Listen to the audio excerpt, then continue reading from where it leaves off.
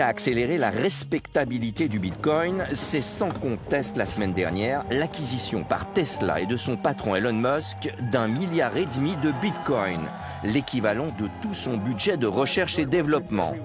Dorénavant, l'entreprise acceptera que les clients achètent des voitures en crypto-monnaie, mais en fait, c'est le révélateur d'un phénomène de grande ampleur. Elon Musk n'est pas le premier. MicroStrategy avait déjà investi 150 millions quelques mois plus tôt.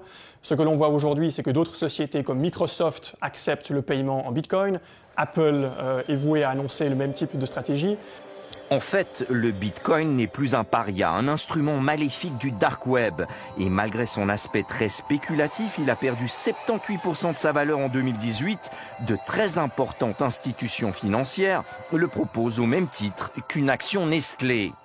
Confirmation par Metaco, société vaudoise, un des leaders mondiaux pour les solutions bancaires d'échange et de gestion des crypto-monnaies.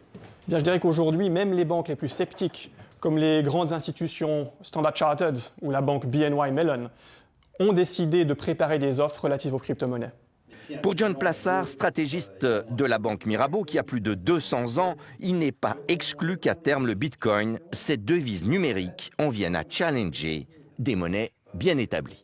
Plusieurs acteurs comme Mastercard, Visa, PayPal l'acceptent déjà aujourd'hui. Alors dans un certain nombre d'années, pourquoi pas, cette crypto-devise pourrait être le concurrent direct du dollar, de l'euro et pourquoi pas du franc suisse. Aujourd'hui, une ville comme Miami accepte déjà que les fonctionnaires qui le souhaitent soient payés en Bitcoin, que le citoyen puisse payer ses impôts en Bitcoin.